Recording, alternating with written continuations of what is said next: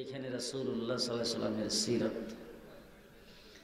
একটা হলো হুজুর আকরাম সাল্লাল্লাহু আলাইহি সাল্লামের জন্ম, আরেকটা হলো হুজুর আকরাম সাল্লাল্লাহু আলাইহি সাল্লামের সূরত, আরেকটা হলো হুজুরের সিরত, হুজুরের জিন্দেগি। বিস্তারিত বলার যোগ্যতাও আমার নাই, বিস্তারিত বলতেও পারবো না। তবে রাসূলুল্লাহ সাল্লাল্লাহু আলাইহি সাল্লামের আগমন, এই আগমনটা, হুজুরের জন্মটা, এটা একবারে বেমিসাল। এই ধরনের জন্মের দৃষ্টান্ত পৃথিবীতে আর নাই। আপনারা ঘুমাই গেছেন মনে হয়, সব আছে। আর আমাদের দেশেও মানুষ জন্মগ্রহণ করেছেন, বড় বড় লিডারদের আমরা দেখেছি, অনেক লিডারদের অনেক বক্তৃতাও শুনেছি। কিন্তু লিডাররা যারা লিডারি করেছেন, ওনাদের জন্মের আগে ওনার দাদারা কোনোদিন আলোচনা করছিল তার সম্পর্কে? যেই মা পেটে নিছে সেই মা কোনোদিন আলোচনা করেছিলেন? যেই বাবার উরুসজাত সন্তান সেই বাবা কোনোদিন আলোচনা করেছেন? আমাদের দেশের বঙ্গবন্ধু শেখ মুজিবুর রহমান সাহেব জন্মগ্রহণ করেছেন, উনি রাজনীতি শুরু করেছেন, এরপরে দেশ স্বাধীনতার জন্য নেতৃত্ব দিয়েছেন, ৭ই মার্চের ভাষণ দিয়েছেন। এরপরে ওনার ভাষণ শুনে মানুষ উদ্বুদ্ধ হয়েছে, পাকিস্তানের বিরুদ্ধে অস্ত্র ধরে দেশ স্বাধীন করেছেন। তারপরে দেশে প্রত্যাবর্তন করে তিনি এই দেশের প্রধানমন্ত্রী বা প্রেসিডেন্ট হয়েছেন। এই সমস্ত কথাবার্তা ওনার বাপ দাদা, ওনার মা বাপ কেউ কোনোদিন জানত না, কোনোদিন আলোচনা হয়েছে? জিয়াউর রহমান সাহেব দেশের সেনাবাহিনীর প্রধান হবে, মুক্তিযুদ্ধ করবেন, তারপরে দেশের প্রেসিডেন্ট হবে, ওনার মা যখন পেটে রাখছিল তখন কোনো আলোচনা হয়েছিল? যে কিন্তু একমাত্র আমার নবী মুহাম্মদুর রাসূলুল্লাহ সাল্লাল্লাহু আলাইহি ওয়াসাল্লাম পৃথিবীতে আসার আগে হুজুর আকরাম সাল্লাল্লাহু আলাইহি ওয়াসাল্লাম পৃথিবীতে আগমন করবেন। বিশ্বনবী, আখেরি নবী কেমন হবে, তার আখলাক চরিত্র কেমন হবে, তিনি আইসা কি করবেন, এই সব যাবতীয় সব কিছু আল্লাহ তাবারক ওয়া তাআলা ১,২৪,০০০ পয়গম্বররা আলোচনা করেছেন। আসমানি যত কিতাব পয়গম্বরদের উপর নাজিল হয়েছে সমস্ত কিতাবে আল্লাহ পাক আলোচনা করেছেন। এখন আমি আপনাদের জিজ্ঞেস করতে চাই, আজকে আমাদের দেশে কিছু সংখ্যক লোক আছে বিশ্বনবীর আগমনে, হুজুর আকরাম সাল্লাল্লাহু আলাইহি সাল্লামের জন্মে খুব খুশি। তারা খুশিতে জুসনে জুলুস বের করে, যারা খুশিতে রবিউল আউয়াল মাসের 12 তারিখে ঈদ বানায়, খুশি হইয়া জিলাপি খায়, খুশি হইয়া ফিন্নি খায়, খুশি হইয়া খিচুড়ি খায়। আমি আপনাদের জিজ্ঞেস করতে চাই, শাইখে হবিগঞ্জি দামাত বারাকাতুহুম, উনি কি রাসূলের জন্মে বেজার? কথা আসতে বলেন কেন? আপনারা কি বেজার না খুশি? যে আমি আজকে হযরত শাইখে হবিগঞ্জি দামাত বারাকাতুহুমকে সাক্ষী রেখে বলতে চাই, আমার ঘরে যখন ছেলে জন্মগ্রহণ করেছে আমি খুশি না বেজার? আপনাদের ঘরে যখন ছেলে জন্মগ্রহণ করেছে বা মেয়ে হয়েছে, খুশি না বেজার? খুশি হয়েছেন? আপনার বোনের ঘরে ভাগ্নে হইলে আপনি খুশি না বেজার? আপনার ভাইয়ের ঘরে ভাতিজা হইলে আপনি খুশি না বেজার? আপনার ছেলে ঘরে নাতি হইলে আপনি খুশি না বেজার? আপনার মেয়ের ঘরে নাতিন হইলে আপনি খুশি না বেজার? আপনার বন্ধুর ঘরে যদি সন্তান হয় আপনি খুশি না বেজার? তাইলে আপনার রিলেটিভ, আপনার আত্মীয়, আপনার পরিবারের কোনো মানুষের ঘরে যদি সন্তান হয় আপনি জীবন খুশি হন। আপনার ছেলে মেয়ে জন্মগ্রহণে আপনি জীবন খুশি হন। আপনার বোনের ঘরে ভাগ্না হইলে আপনি জীবন খুশি হন। ভাইয়ের ঘরে ভাতিজা হইলে আপনি জীবন খুশি হন। আপনি যদি মহানবীর উম্মত হয়ে থাকেন, তাইলে আমি আজকে উলামায়ে দেওবন্দের পক্ষ থেকে ঘোষণা করতে চাই, আল্লাহর নবীর জন্মে আমরা সবচাইতে বেশি খুশি। খুশি কিনা? খুশি কিনা বলেন? খুশি কিনা সবাই? আমরা সবচাইতে বেশি খুশি, ঠিক না ঠিক? আমরা সবচাইতে বেশি খুশি। হাত নামান আমার ভাইরা, সবচাইতে বেশি খুশি আমরা কিন্তু আমরা খুশিতে মাতারা হয়ে আমরা জন্মের তারিখকে ঈদ বানাতে চাই না, আমরা জন্মের তারিখে ঈদ পালন করি না। খুব ভালো করে মনে রাখবেন, মুহাম্মদুর রাসূলুল্লাহ সাল্লাল্লাহু আলাইহি সাল্লামের জন্ম এইটা বেমিসাল, যার কোনো দৃষ্টান্ত নাই। দুনিয়াতে অনেক সন্তান জন্মগ্রহণ করেছেন, আমরাও জন্মগ্রহণ করেছি, শাইখে হবিগঞ্জিও জন্মগ্রহণ করেছেন, আল্লামা আহমদ শফিও জন্মগ্রহণ করেছেন, শাইখে হবিগঞ্জি দামাত বারাকাতুহুমের মতো এরকম বহু আলেম উলামা মুফাসসির মুহাদ্দিস জন্মগ্রহণ করেছেন, ওলি আব্দুল গাউস কুতুব জন্মগ্রহণ করেছেন। কিন্তু কোন ব্যক্তি, কোন ওলি আব্দুল গাউস কুতুব তার মা তাকে যখন পেটে রাখছেন, পেটে রাখা অবস্থায় সে বলতে পারবে না যে আমি আমার এই সন্তানকে পেটে রাখতে যায় কোনো কষ্ট হয় নাই। পারবে? মুহাম্মদুর রাসূলুল্লাহ সাল্লাল্লাহু আলাইহি ওয়াসাল্লামের মা হুজুর আকরাম সাল্লাল্লাহু আলাইহি সাল্লামকে পেটে ধারণ করেছেন। মা আমেনা বলেন, আমি মুহাম্মদকে পেটে রাখা অবস্থায় আমার কোনো কষ্ট হয় নাই। আমাদের মহিলাদের ঘরে সন্তান থাকলে, পেটে সন্তান থাকলে কষ্ট হয় কি না? বেশি করে খাইতে পারে বোধ হয়, ঘুমে খুব ভালো হয়, যে বমি হয় না তো? আস্তে কথা কোন কেন? হ্যাঁ, লোকমাটা বুকে দিয়েই বমি করে ফেলাইয়া দেয়। ও মুসলমানেরা, শরীর ভালো থাকে না, স্বাস্থ্য ভালো থাকে না, বইসা থাকতে পারে না, দাঁড়ায় থাকতে পারে না, শুয়ে থাকলেও আরাম লাগে না, উঠে আর বসে, তারপরে সপ্তাহ সপ্তাহ ডাক্তারের কাছ থেকে চেক আপ করাইতে হয়। মার পেটে সন্তান থাকলে কষ্ট হয়। বিশ্বনবীও মায়ের পেটে ছিলেন, মার কোনো কষ্ট হয় নাই। হুজুর আকরাম সাল্লাল্লাহু আলাইহি সাল্লামের জন্ম ভালো করে বুঝেন। মা আমেনা বলেন, আমি নবী মুহাম্মদকে যখন পেটে ধারণ করেছি, কুয়ার থেকে পানি উঠাইতে গেছি, যাইয়া দেখি কুয়ার পানি এমনিতেই পার পর্যন্ত উঠে রইছে। হুজুর আকরাম সাল্লাল্লাহু আলাইহি সাল্লামের মা যখন রুদ্রের মধ্যে রাসূল পেটে ধারণ করে, যখন রুদ্রের মধ্যে বের হয়েছেন, আকাশের মেঘ আইসা তার মাথার উপর ছায়া ধরছে।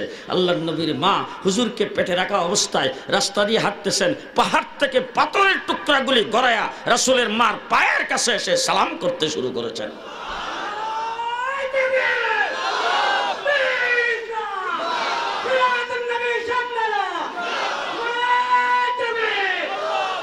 এইটা হলো রাসূলের সিরত। এটা কি? আরে এটা হলো রাসূলের মিলাদ। কি মিলাদ? মিলাদ কিন্তু আমরাও জানি, এখন যা কইতেছি সব মিলাদ। এখন মিলাদ পড়ি আগে, তারপরে সিরাত। আমরাও কিন্তু মিলাদ পড়ি। ঘুমাইছে, আমরাও মিলাদ পড়ি। এই যে পড়তেছি আমি এখন, এই যে আপনারা শুনতেছেন, মজা লাগতেছে তো? শোনার দ্বারা খুশি না বেজার? জোরে কান। মুহাম্মদুর রাসূলুল্লাহ সাল্লাল্লাহু আলাইহি সাল্লাম জন্মগ্রহণ করেছেন, আমরাও জন্মগ্রহণ করেছি, আপনাদের এলাকায় জন্মগ্রহণ করে। মহিলা যখন পেটের থেকে সন্তান জন্ম দেয়, যখন মানে ডেলিভারি হয়, তখন মার তো কোনো কষ্ট হয় না, হয় কি না? অনেকের বাড়িতে, বাসা বাড়িতে হয় না, হাসপাতালে নেওয়া লাগে। অনেকের আবার এমনি নর্মালি হয় না, সিজার করা লাগে। অনেকের ইঞ্জেকশন দেওয়া লাগে। ঠিক না বে ঠিক? ঠিক না বে ঠিক? স্ত্রী তার স্বামীর কাছ থেকে বিদায় নিয়ে মনে হয় মরে যাবো এখনই। ঠিক কিরকম?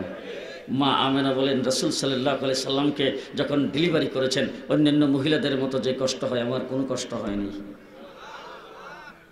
এখন এটা কি পালন করা যাবে? যে মানে এটা যদি আপনি পালন করতে যান, তাইলে আবার মায়ের ফেটে যায় ফিরে আইন, দেখি সম্ভব? আরো জোরে কন। মুহাম্মদুর রাসূলুল্লাহ জন্মগ্রহণ করেছেন, আমরাও জন্মগ্রহণ করেছি।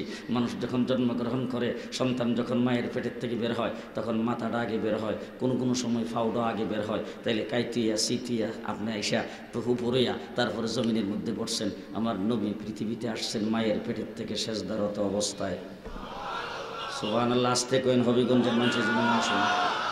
মুহাম্মদুর রাসূলুল্লাহ সাল্লাল্লাহু আলাইহি সাল্লাম জন্মগ্রহণ করেছেন, আমাদের দেশেও সন্তান জন্মগ্রহণ করে। আমার ভাইরা, হুজুর আকরাম সাল্লাল্লাহু আলাইহি ওয়াসাল্লাম যেই মুহূর্তে পৃথিবীতে আগমন করেছেন, হুজুরের আসা মাত্রই রোমান সম্রাটের রাজপ্রাসাদের 14টা গম্বুজ ভেঙে চুরমার হয়ে গেছে।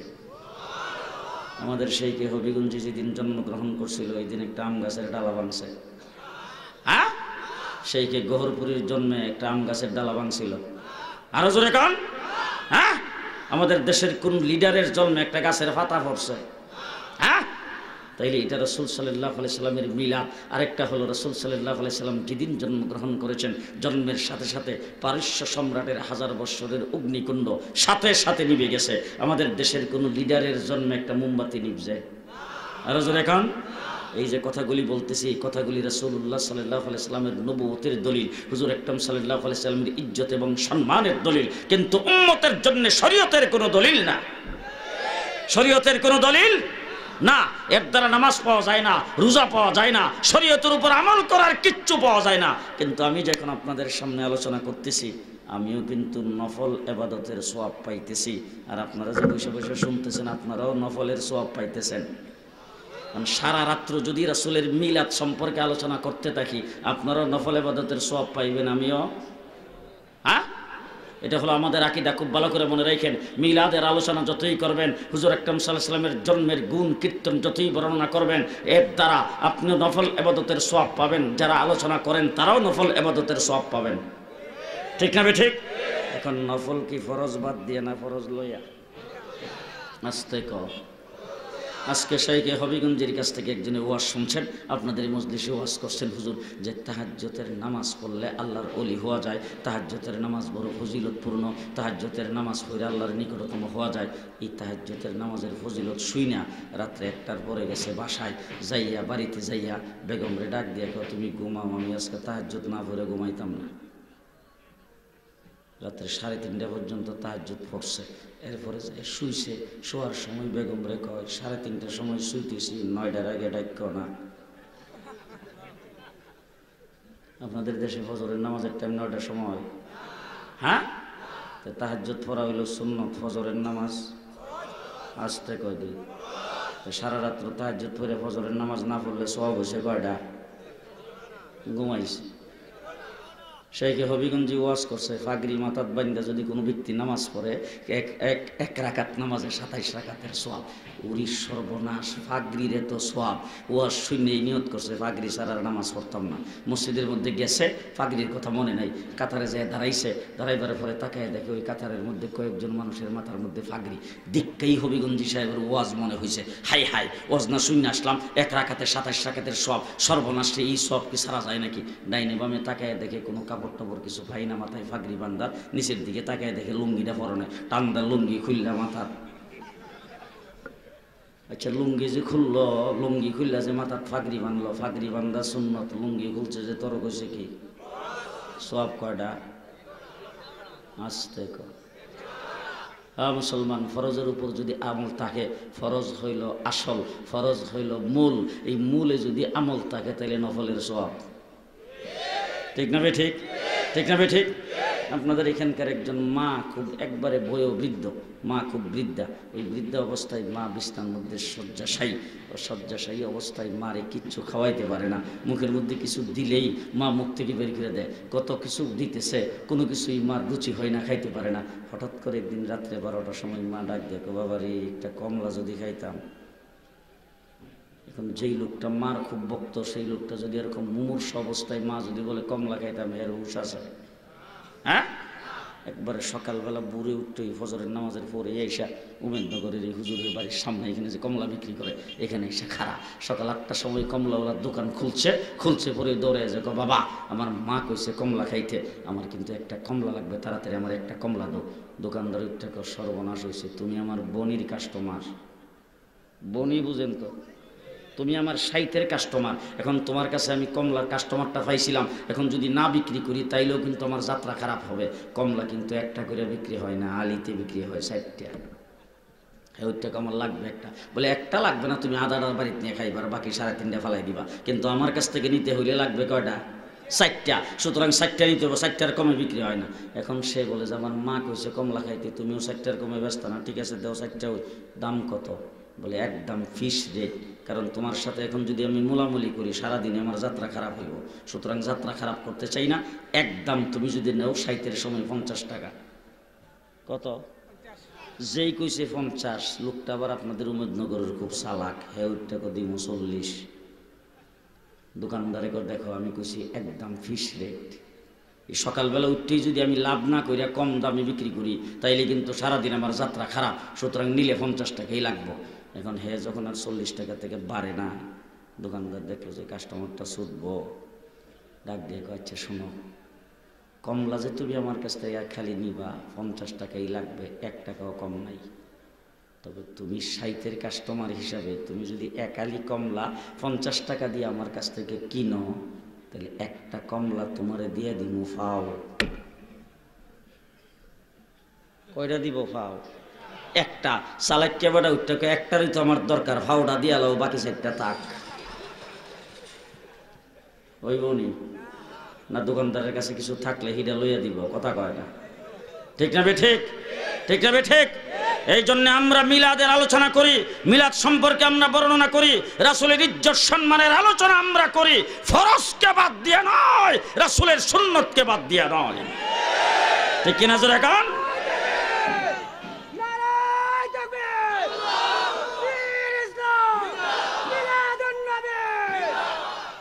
মুসলমান ভালো করে মনে রাখেন, মুহাম্মদুর রাসূলুল্লাহ সাল্লাল্লাহু আলাইহি ওয়াসাল্লামের আজমত, সম্মান, ইজ্জত, বরত্ব, ফজিলত বর্তমান সময়ে আসমানের নিচে জমিনের উপরে রাসূল সম্পর্কে কেউ যদি জেনে থাকে, আল্লাহর নবীকে যদি কেউ উচ্চ আসনে মর্যাদা দিয়ে থাকে, আমার নবী মুহাম্মদুর রাসূলুল্লাহ সাল্লাল্লাহু আলাইহি ওয়াসাল্লামের উচ্চ মর্যাদা নিয়ে যদি কেউ আলোচনা পর্যালোচনা করে থাকে, রাসূলের পুরোপুরি ইজ্জত সম্মান যদি কোন ডিপার্টমেন্ট, কোন গ্রুপ যদি দিয়ে থাকে, সেই গ্রুপের নাম উলামায়ে দেওবন্দের জামাত, উলামায়ে কওমিয়ার জামাত।